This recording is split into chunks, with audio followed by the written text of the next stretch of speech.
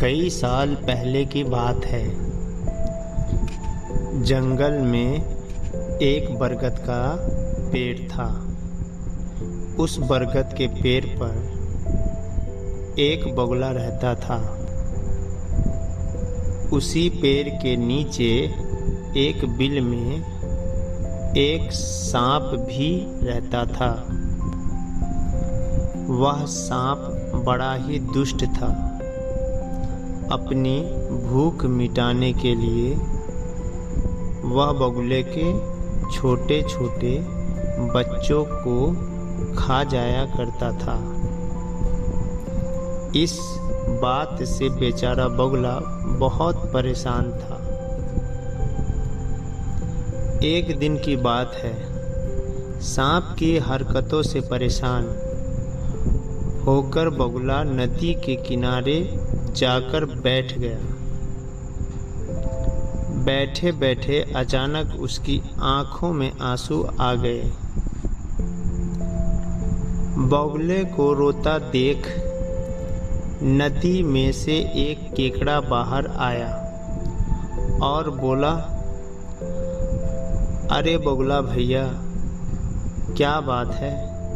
यहाँ बैठे बैठे आंसू क्यों बहा रहे हो? क्या परेशानी है? केकड़े की बात सुनकर बगुला बोला, क्या बताऊं केकड़ा भाई, मैं तो उस सांप से परेशान हो गया हूँ। वह बार बार मेरे बच्चों को खा जाता है। घोंसला चाहे जितना भी ऊपर बनाऊं, वह ऊपर चढ़ ही जाता है। अब तो उसके कारण दाना पानी लेने के लिए घर से कहीं जाना भी मुश्किल हो गया है। तुम ही कोई उपाय बताओ। बगुला की बात सुनकर केकड़े ने सोचा कि बगुला भी तो अपना पेट भरने के लिए परिवार वालों और दोस्तों को खा जाता है। क्यों न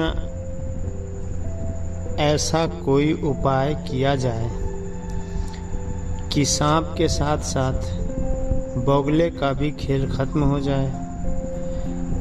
तभी उसे एक उपाय सूझा।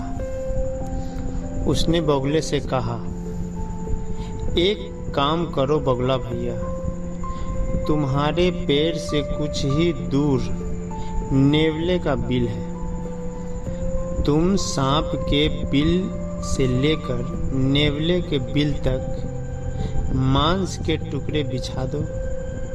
नेवला जब मांस खाते हुए सांप के बिल तक आएगा तो वह सांप को भी मार देगा। बगुले को यह उपाय सही लगा और उसने ठीक वैसा ही किया जैसा केकड़ा ने कहा। लेकिन इसका परिणाम उसे भी भुगतना पड़ा।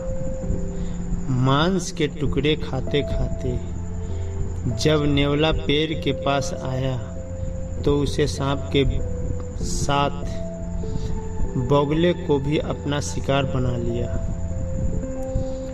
दोस्तों, इस कहानी से हमें यह सीख मिलती है कि किसी की भी बात पर आंख बंद करके विश्वास नहीं करना चाहिए। साथ ही इसके परिणाम और दुष्ट परिणाम के बारे में भी सोच लेना चाहिए।